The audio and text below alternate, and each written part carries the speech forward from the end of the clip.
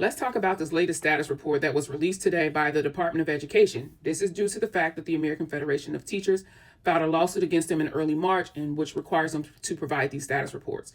So what the status report shows us, and this is for the month of November, it shows us the amount of applications for income-driven repayment plans, the amount of applications that were received, denied, the amount that are pending, and also the discharges that were applied in the month of November. So we see the department has well over 802,000 pending income-driven repayment plan applications. So if you are someone who is still waiting on your application to be processed, you could be caught up in this number here. We see what is happening.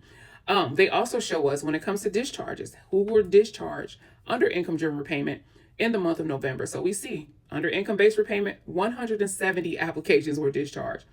There was no applications or no, if you're enrolled in income contingent repayment or pay as you earn, there was no discharges whatsoever for the month of November under those two repayment plans. When we get to PSLF buyback, if you're someone that's seeking your discharge under the Public Service Loan Forgiveness Program and you've put in that buyback application to buy back that period that you have spent in the SAVE plan, we see where the department stands on these applications, the amount of applications that were received, the amount of applications that were decided, the amount of applications that are still pending, well over 80,000 plus buyback applications are still pending. And then when it comes to public service loan forgiveness discharge in the month of November, 280 applications. So we have to talk about page 5 in the status report because it's actually important. If you're someone and you are seeking your discharge just strictly through an income-driven repayment plan, you don't qualify for a program like public service loan forgiveness. What that means for you is that you're not able to see your qualifying payments that you have made towards your forgiveness under your repayment plan.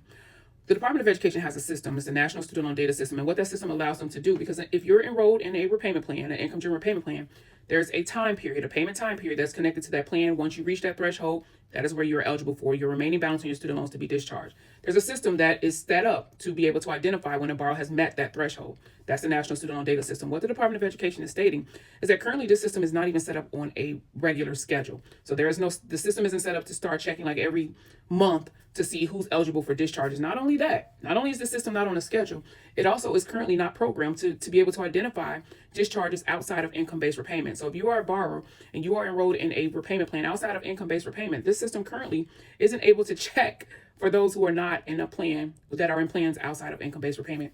But the department said, it's okay. We are going to start this programming process in February 2026. That's when they are going to start getting things together, get this system programmed. So that way it's on a regular schedule. It'll start to check for borrowers every 2 months, so every 60 days. It'll start to check and run system checks to see who's eligible for discharges. And not only that, we're going to set it up so it's able to check other income-driven repayment plans. Yeah. Like, ooh.